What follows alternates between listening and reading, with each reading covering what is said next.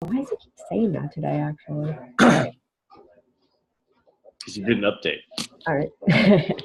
All right, everyone. Welcome to this week's edition of Contributor Experience. Myself, Elsie, and Garrett are on the line, leading your adventures for this week. Like I said before we started recording, we did have a small group of us meet yesterday face to face and got a lot of work done, a lot of which I still have action items to do. And today we'll most likely go over those and other things that you have on the agenda. So let's see if everybody could fill in the attendee list too on the notes. That would be awesome. I'll paste those in the chat. I'll paste in the chat here.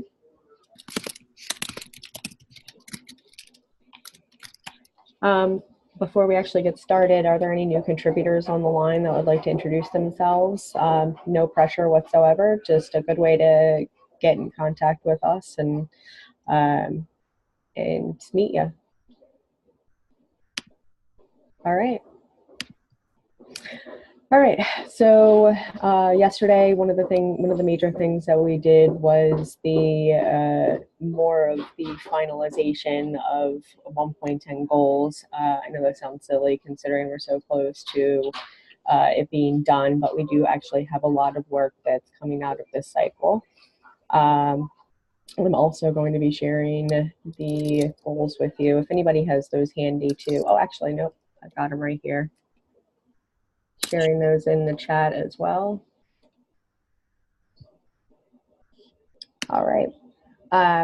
So we did find some more owners for some of our goals, and we do have most of the priorities listed there as well as to whether or not they're important to us to hit this quarter and or if we should be bumping them to next quarter. Let's see some of the notable items on the goals that we wanted to talk about today. Was that we do have a KubeCon deep dive and intro. That is something new, and we are allowed to talk about it at this point. And the schedule did go out yesterday for KubeCon Copenhagen.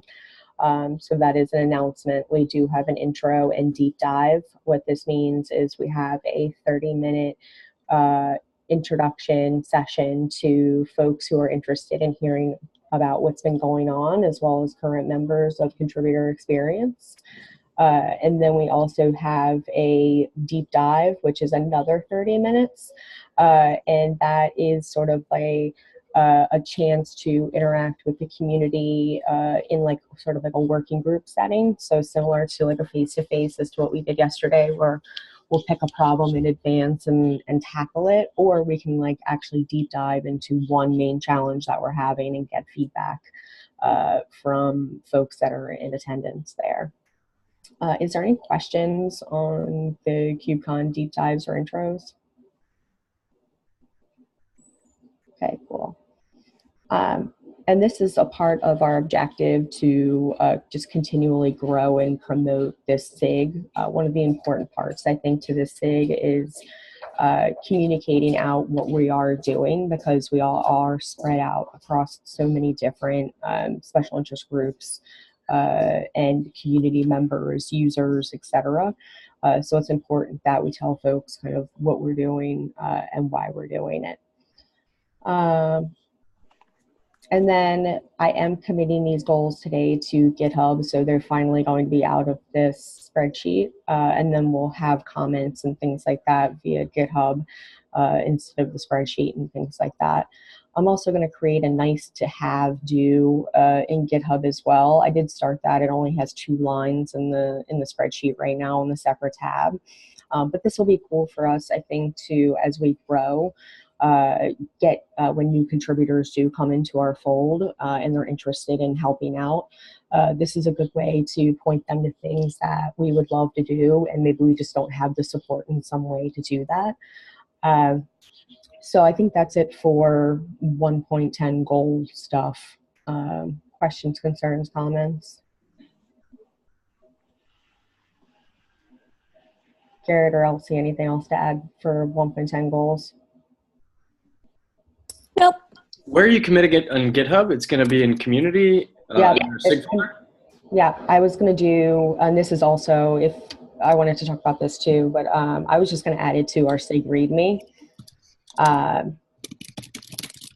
But if you want, where do the other SIGs actually, I mean, I don't see too many other SIGs post. We don't have this in the community. It's kind of nice. It's hard to formulate a roadmap and understand what's coming and what the priorities are, other than Ehor's feature tracking sheet. But like the non-feature work that is a priority in the SIGs, I think is really hidden. You have to kind of dig in and like talk to the SIGs individually. So maybe that's something we can also do to just help. Yeah. Make it easier to get started with the project.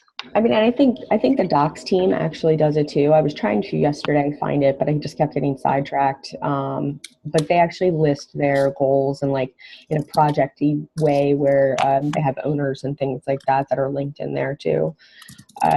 So they're doing something very quick, but they're doing something similar. I also wanted to talk about potential goals or ideas for 111 to see if anybody on the line either had something in the future that they think that they really want to take on, or if they see things on our goal lists that are maybe listed as like priority 3 or on the nice to have list. Just to have like a broad conversation about that today. Obviously, we are getting a little ahead of ourselves, so it doesn't need to be done today. But I just wanted to get a sense from everybody on the call what they thought that we should be working on, or what folks will be working on.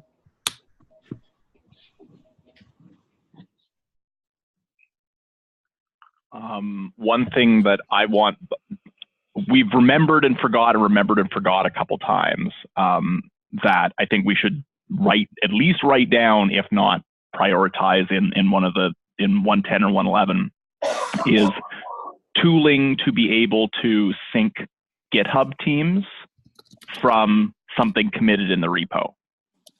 I know there's a couple different times that we've thought about this and brought it up, and it's like, oh, that'd be a really nice to have thing. But yeah, I think that's one definitely piece of tooling that we should write down somewhere so that we remember and prioritize it. That's a good one. Anybody else? And then Christoph, do you think that that's something that you would help lead for us? Yeah, it's something that I would like to kind of tackle and lead on. Yeah. Okay, cool. All right. So I imagine this needs like a proposal, and then just a tool, right? And that way, how we define it? Do we define it like in each repo? Do we define it in one central repo for the whole org? Yeah, there's a whole bunch of like implementation details for a proposal first, and then developing the tooling around it. There's been some conversation in SIG testing recently about also a tooling that would help initialize a repo. So when a new repo is created, I think this would probably dovetail pretty well with that. Yeah, that sounds great too. One of the things we frequently talk about here is kind of a consistent experience across repos, and Prowl's a great step for that. Getting the commands working across the repos, but having them from the time that they are born, from like the inception period, having them be consistent, that'd be great for initializing repos.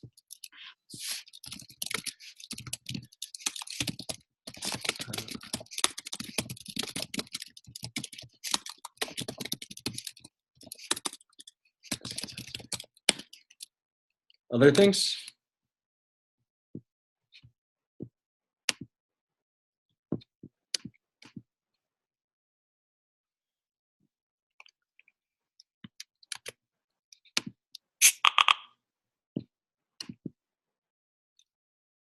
Okay, I think Paris actually just had to drop off briefly. Her laptop's dying. Does anyone know what she wanted or what YouTube is? Who added that on the agenda and what specifically they wanted to talk about? I think that's a topic for George, if he's on the call. Do not see him on the call. So I think we might want to table that one. I think it's about training people to be able to upload things to YouTube. So if George tragically gets hit by a bus, there's more than one person with that knowledge in the group. And that's specific to the community meetings? I believe so, yes.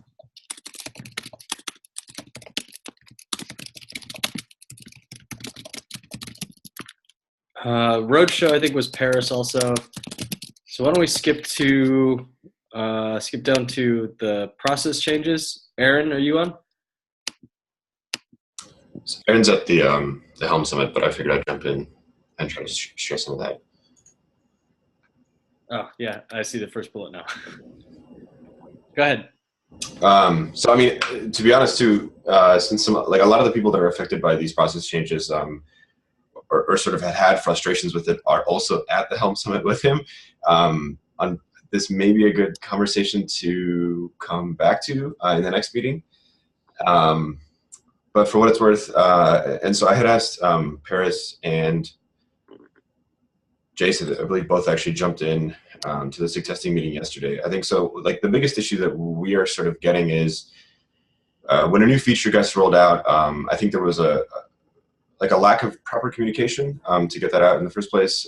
So I guess some of these bullets that Aaron had put it down are like, what are the processes that we can be following so that we rope in Contrib-X while we're figuring out the UX for any new features, and then how do we rope in the general Kubernetes community before something gets rolled out without having to get stuck in analysis paralysis while it's actually being developed. And then I guess there's sort of a tension between how do we have GitHub interactions for contributors that look the same across repos, but at the same time accommodate the different needs of different repos and different communities. And so some of the tools that just got rolled out pretty recently, with the biggest example being stale issue closing in repos like the Helm repo, that feature is a lot less effective and useful than potentially in like the main Kubernetes repo.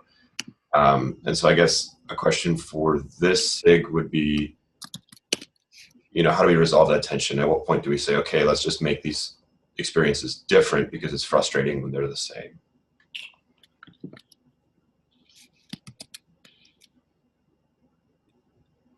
I think it just comes down to engaging who's actually using this stuff. It's easy from like an overreaching goal standpoint to say having a consistent experience across the Kubernetes org is desirable, and everybody kind of agrees with that. But where the needs across the Kubernetes repo are different. We have repos that are documentation. We have repos that are pure code. We have repos that are a mix of both. Some of them release on the Kubernetes release cadence alongside of KK. Some of them release on their own schedule like Helm. Ultimately, as much as we can, they should be consistent, but where it just doesn't make logical sense to the owners of a repo, I don't think we should force a workflow on them if it's not working. So that's like part of the second or the first problem that Steve brought up, which is how do we communicate wide enough that we get that feedback? Because right now it sort of sounds like we get the feedback after the fact when someone's frustrated that a change we rolled out came about as a surprise and disrupts their existing workflow, and they can't adjust to it or don't want to adjust to it. So do we have an idea for how we I guess we get feedback first and then communicate it broad enough that we can sort of test the water before we just roll something out? Some of the thoughts that we had were, sharing with, or when design proposals come out, testing their user-facing stuff or UX changes, those would be proposals that we would necessarily also share with Contrib-X. And the hope being that anyone who is that would be enough of a broad enough net to gather the feedback. Because I guess the other side of this is we don't necessarily want to throw every single proposal out to the entire Kubernetes dev and wait until everyone has always given all their feedback, because that would probably A, take forever, and B, not be very conclusive. So I guess like the action item there would just be, when those proposals come through SIG testing, share them with Contribex, first and foremost. Agreed. I mean, I think this is what we were trying to put in our charter yesterday of what is our actual communication process for process changes, so that we can at least show people the channels that we're using, so that they know the official ones that they're going to get updates from, and that they absolutely have to monitor these channels, and that's their responsibility in these following ways. And one of them is a lazy consensus on the dev list for sure. I don't necessarily agree with like 72 hours for major changes, but like maybe 5 days, and like a reminder, especially if you haven't heard anything negative. And then there's also the community meeting announcement section where we start need to utilizing changes too. I mean, we have hundreds of people that are on that call, so that distro is amazing and it should be utilized. But then also I really think that now we know that Helm and a couple others like Docs and maybe a couple other repos that we're all thinking about have use cases where they are a little bit outside of our normal, and I say normal in quotes, but maybe we should go to those people naturally and us have people that are representatives there for, to kind of carry out the contributor experience if you will. And that's, again, another reason why we're going to do these roadshows on a quarterly basis, too. I think we just need to keep the lines of communication open between all of these SIGs in a way that is just responsible for us. I mean, I know SIGs are being created, on a fairly regular basis. And I mean, whether or not we want to, talk about that. But anyway,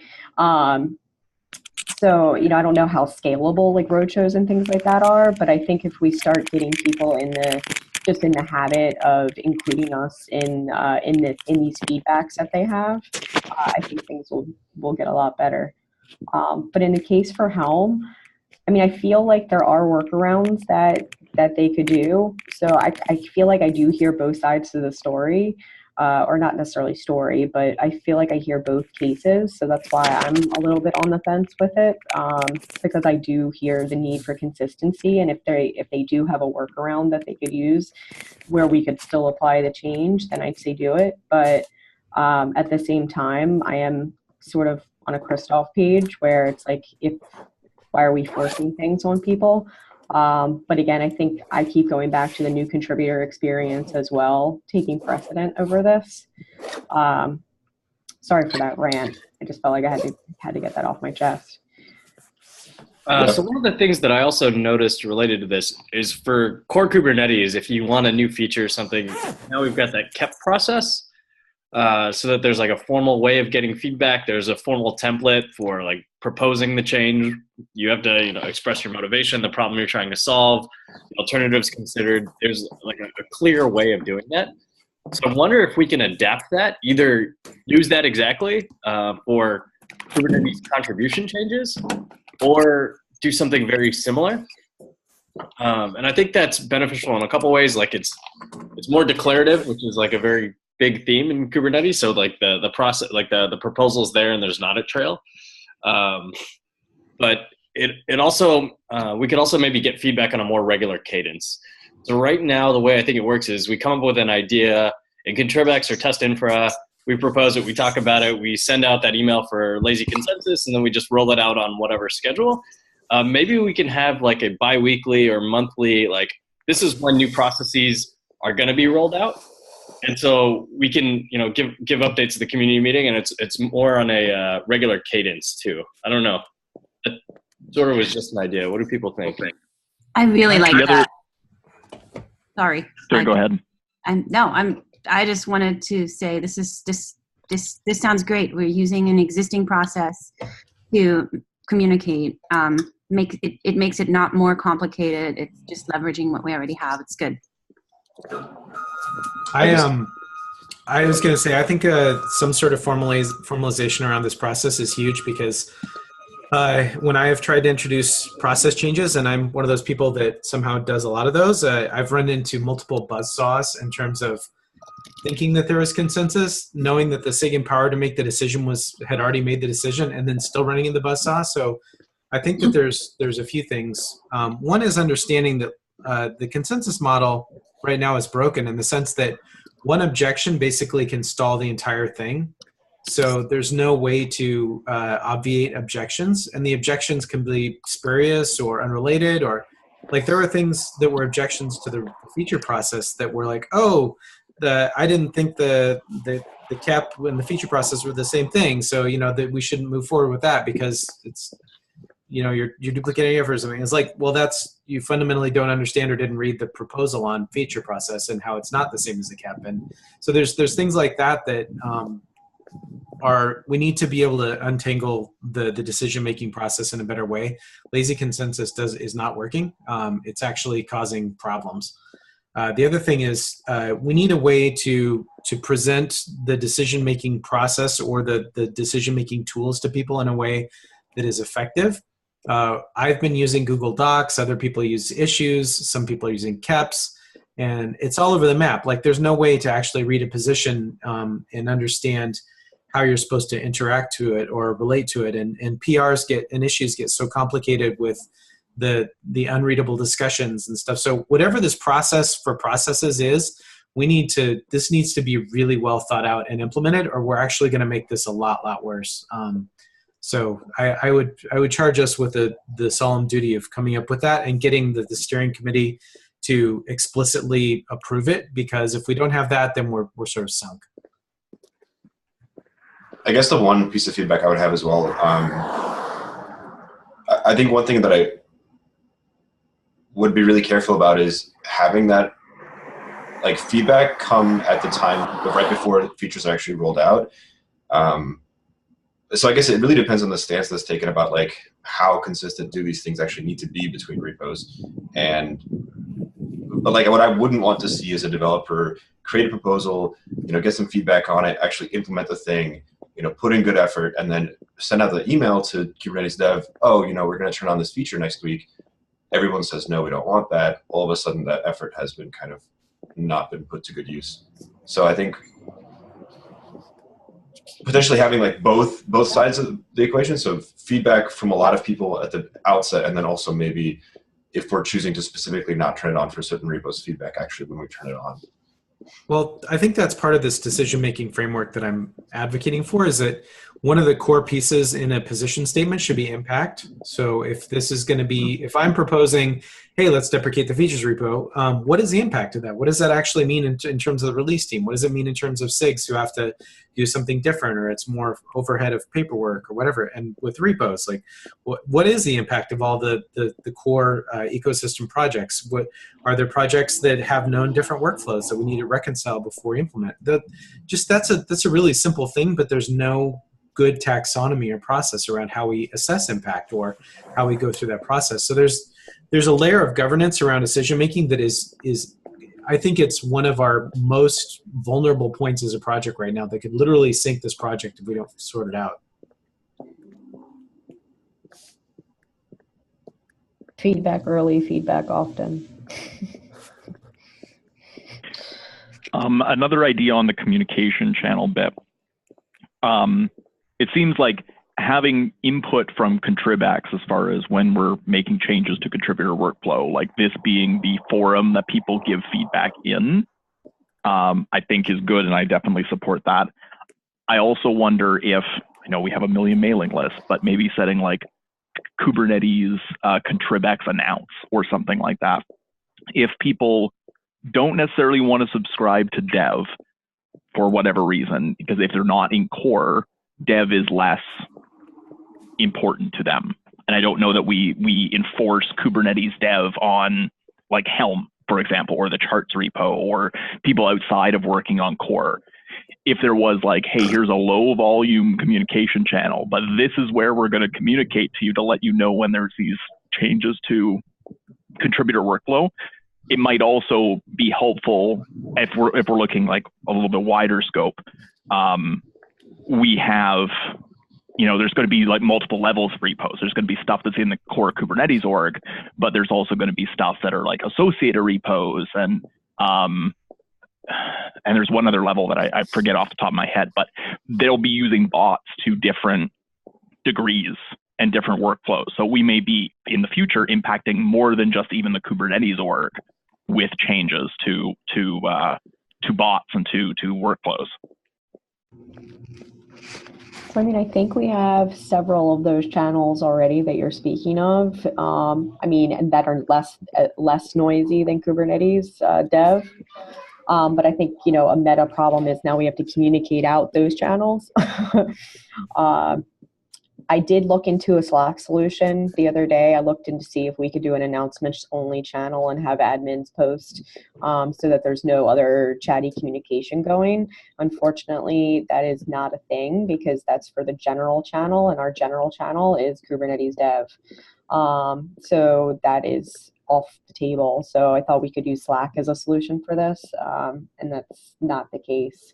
I heard that there might be a bot that we could buy, but I don't know if that's something we want to go down. So I just wanted to mention that I did look into that for a solution. But no, I am in full agreement that I think a less noisy channel where we tell people that they can get updates and that they're responsible for looking at updates in there, I think is great. Could we sketch out just a general process framework, or process change framework, and have that be one of the components in there? An impact statement, how we get consensus, what to do to override an objection, or some like basic thought starting points around how to do that, or is that already? That's our charter. That's our charter. We've got almost all of that in the charter right now. There's definitely I'm already thinking about ways that we can improve it. I mean, I haven't even checked it in, so now I'm just nervous that I'm never going to check it in because I'm going to continue down a rabbit hole today. But I'm checking it in for comment as soon as this call ends. But anyway, I think that's where we can really iterate on exactly what you're talking about, Jace, and really detail out all these communication pipelines. And I think it's more than communication. I mean, this is a really big deal, and it's something that we need to.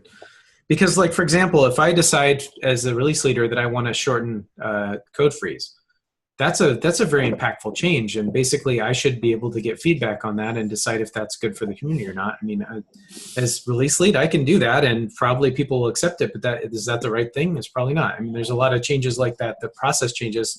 How do we get agreement on what the architectural model looks like? Or there's all these things that are just out there, loose change that needs to somehow be vetted, because when it gets decided in a vacuum, and some of these are very small vacuums, and then exposed to the community rips it apart, and rightly so in some cases, even though technically the SIG has the vested power to approve whatever is in their domain. So we have this really huge power structure right now that is causing a lot of churn. So whatever we do in terms of deciding that, that has to be reconciled as well. Cheers. On the tail end. I'm sorry. On the tail end of this, so there's. Is Jose trying to? Okay. So I guess from a SIG testing perspective, there are these two very explicit questions. One of them being the impact of this release, the stale issue closer on the Helm repo specifically. And then the second conversation was about the use of LGTM and how that meshes with the tech and docs LGTM used in the documentation repos. Is it appropriate for SIG testing to say, we're looking for direction on these two things from SIG Contrib-X, and then B, if that's appropriate, how do we expect that communication to happen? Just for these two specific things before sort of we've figured out this broader question.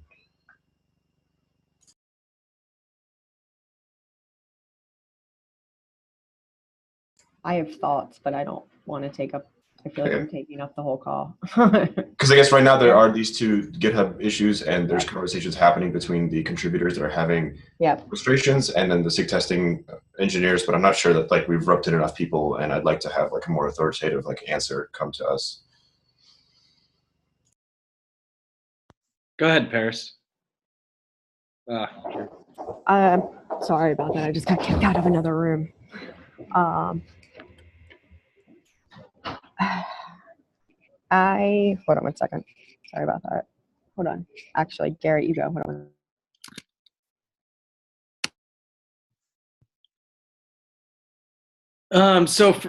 I wasn't aware of the discussion from the Helm team about the stale and rotten, the status of issues. So I need to read into that a little bit more.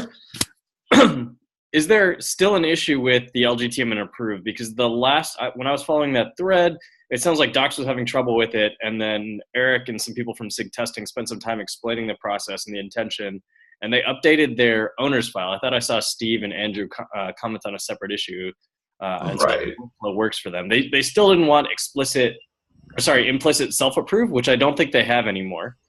Right. And I guess the question there is kind of, where on the spectrum, like, so right now there's like the core Kubernetes LGTM approved process with implicit approvals, et cetera. Then there is this sort of like, kind of different defaults for the process in that repo, where, they're using hold and a combination of other commands to make it look like the old docs and tech LGTM.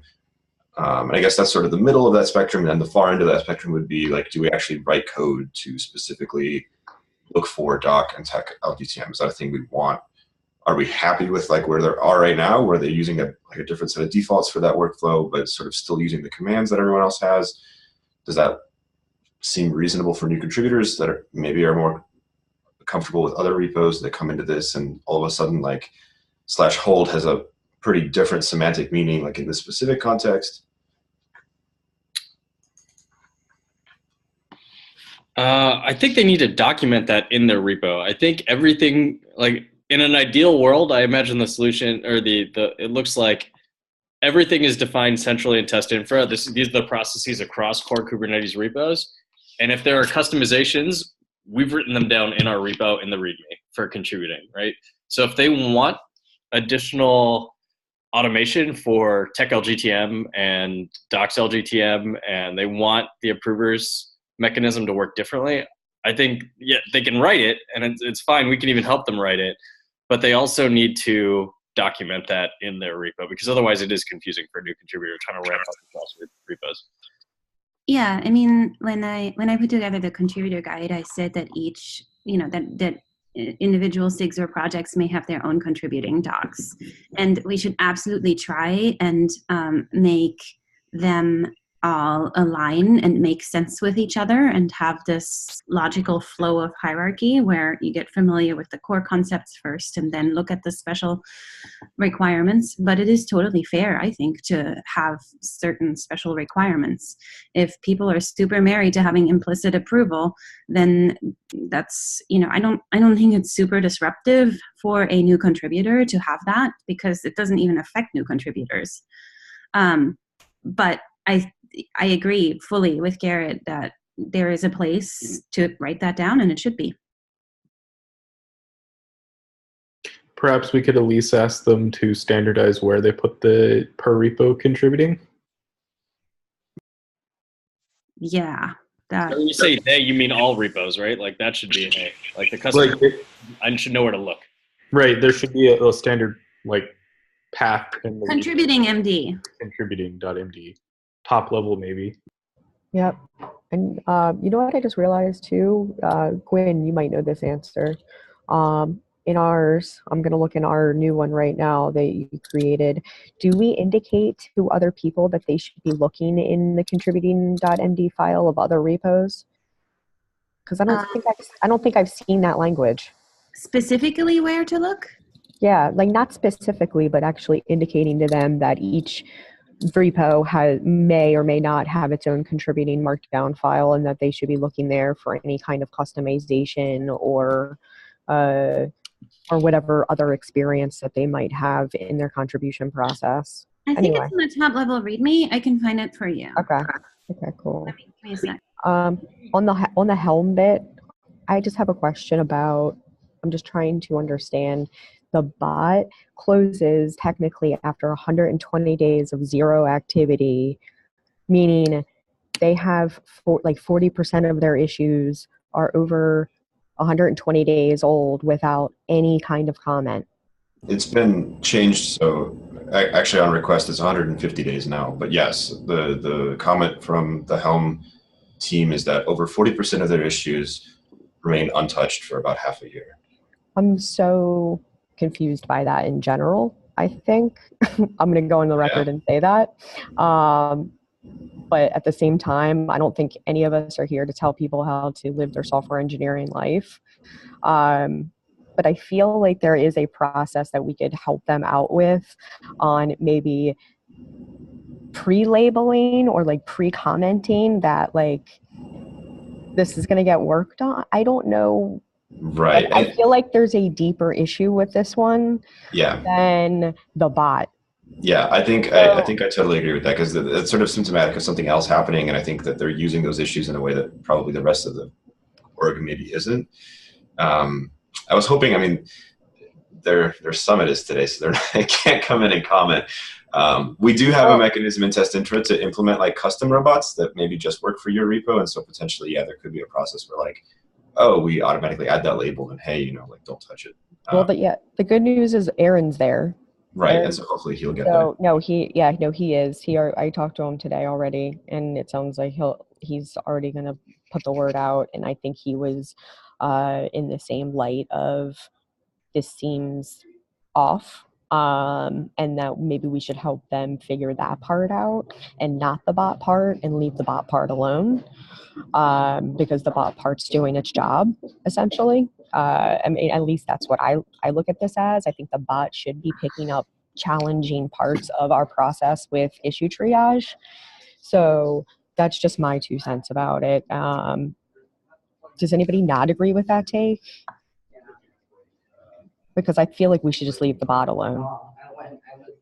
Well, I think what we need to do is enter into the discussion with the desire to just understand and not necessarily judge, because Helm I think is in some ways a special case, because they're one of the early projects to go through a lot of the pains and growing pains around being an ecosystem project. So I definitely want to have as much input and knowledge seeking as possible there. That said, I think that we should leave the bot as is for the time being, and have the case be, please explain to us why we shouldn't do this, as opposed to let's not do it. And then, it's just one of those things that we have an expectation of some sort of response time around issues like that. And so you can always reopen them. I mean, anybody can reopen an issue. And so I think that should be the default tack. Yeah, maybe explain to us why we shouldn't do this hand in hand with, in the future, we'll try to communicate much better with you. And we can wait until Aaron has some more information for us. That makes sense. Yep, agree. And I just want to go on record, I'm not judging whatsoever Helm. I'm just saying, making a general statement that maybe the bot is actually helping us here with helping them on how can they, do better in certain areas. This goes for any repo that, the bot could pick this up with. So 100% judgment-free zone.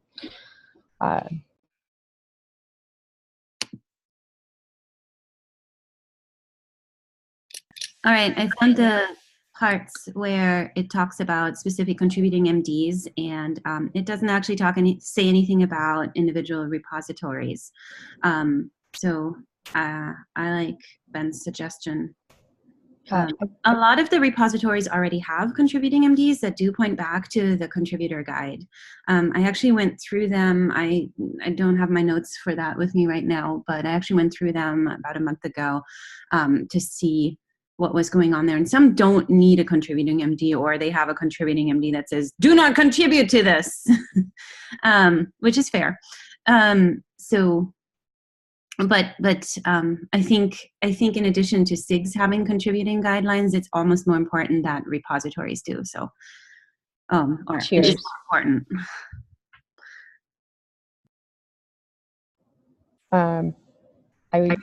For anybody that's read the SIG governance charter template that's in GitHub right now, I wonder if having a contributing markdown file is included in that from the steering committee.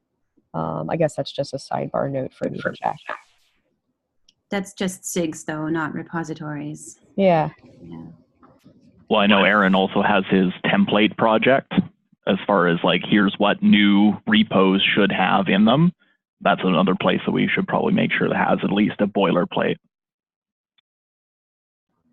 All right. So I see we should open 2 issues, right? One with a checklist to see which repositories have a contributing doc and should have one, shouldn't have one. And 2, changing the language in the top-level contributor guide to make it clear that sub-repositories may also have specific contributing guidelines. Okay, I can file both of those. The first one needs a bit of a checklist, so I'm probably just going to file the preliminary issue right now. Unless anyone else wants to do it. Takers? Cool. Thanks, Gwen. All right. So testing, are you good with what's going on? I just wanted to throw out that it would actually, I believe, be pretty trivial to turn off the bot for Helm, and I almost think that might make things easier to go forward and discuss with them like what's going on with their issues if we're first coming at them from like not changing their process. Yeah, why not? Is there any reason not to do that? That sounds like a really simple fix, and we can Yeah. re-enable it for them when like we're all on the same page and they've bought into the process. The only downside that would come up is if we do end up re-enabling it, just that sort of flux of, oh, it's on, oh, it's off, oh, it's on again. But they should all know if we turn it back on, right? Because that'll happen after talking with them. Right. Right. And as far as I remember, each component of the bot is just doing a GitHub search to find issues, so we can just filter out their repo from the search. That should be I think it should be pretty easy to turn off. So we're going to run afoul of the decision-making process the minute we want to turn it back on, though. Just FYI, we're going to run into that problem again, and it's going to be ugly. Sure, but we don't have a good process for rolling out right now, so it seems like it might be fair to step back on that. Okay, I mean, I'm fine with that. We just need roll it out. I don't have any problem with that. It's just we just need to be mindful of the fact that we are now introducing a state where if it goes back on, that's a totally different discussion that needs to have some parameters around it so we can actually make it, or the people involved who are stakeholders can make the decision around it. That's all. I think also as soon as we wait. Go ahead. So I was just going to say, I would suggest we wait for feedback from Aaron, because he posted in that issue 3 hours ago, and he mentioned that like the commenter jobs can easily be filtered out. But I think like the bigger question on that issue, as I'm reading through it, is one of the Helm maintainers is also saying that they want to opt out of any new test infra changes until they sign off on it. And I think that's where maybe it's a bit of a bigger discussion than just this one comment or one process for closing stale issues. So I would maybe suggest that we like hold off on making any changes, any knee-jerk reactions until we hear back from Aaron on what has happened today and what kind of discussions he's had with the Helm maintainers. +1.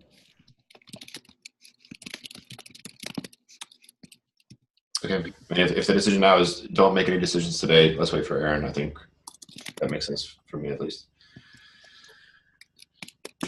Aaron's going to be so happy to hear that. I'm sure he is. All right. So next on the agenda, I think we were pretty much done with the exception of documenting labels, which Aaron also super came through for us yesterday. We were about to start documenting the labels.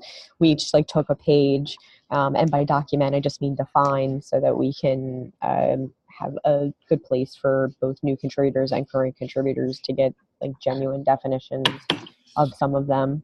and he pulled through for us and did it. He still needs some help. So for those who want to take a look at the gist that he posted in the agenda, it's in there.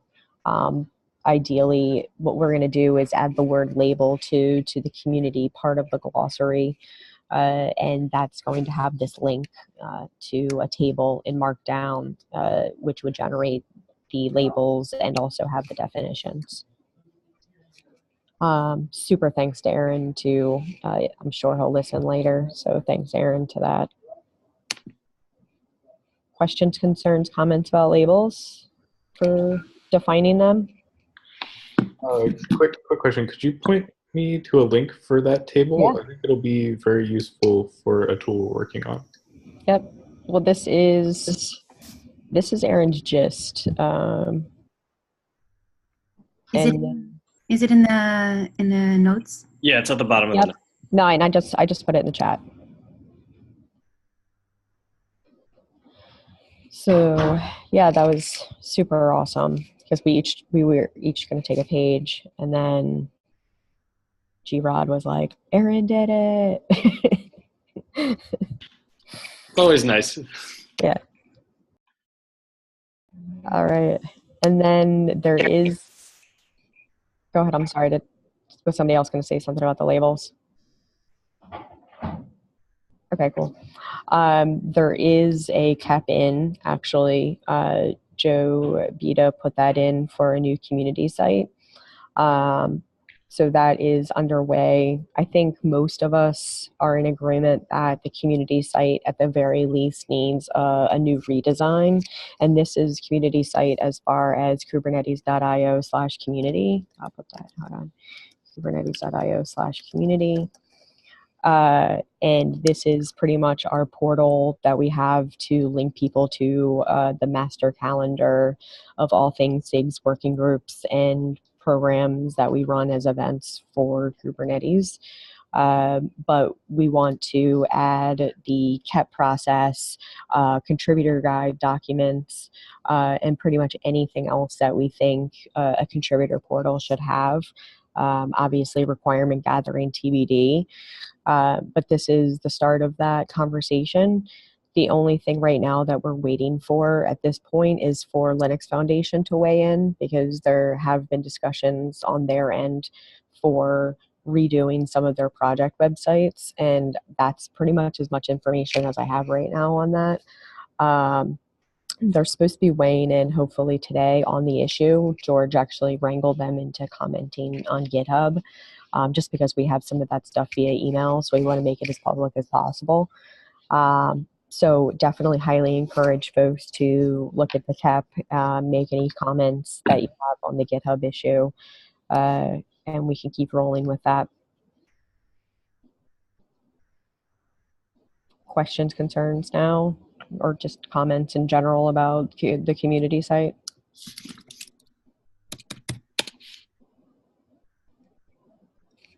All right. Definitely could use suggestions as we get into whatever our first dig is here, whether it's requirements gathering or working with Linux Foundation on what they think is best, etc. So would love all suggestions for anybody that's on the call or will listen to the call later. Anyone else have anything for today? Do we need to skip back up to the agenda items that we skipped over earlier? Doesn't sound like George is on the line to cover those, so maybe we'll move those to next week. I think there was also an item about the KubeCon deep dive for KubeCon EU. Yeah, sorry, I took notes on that. I added that as Paris was talking. Cool.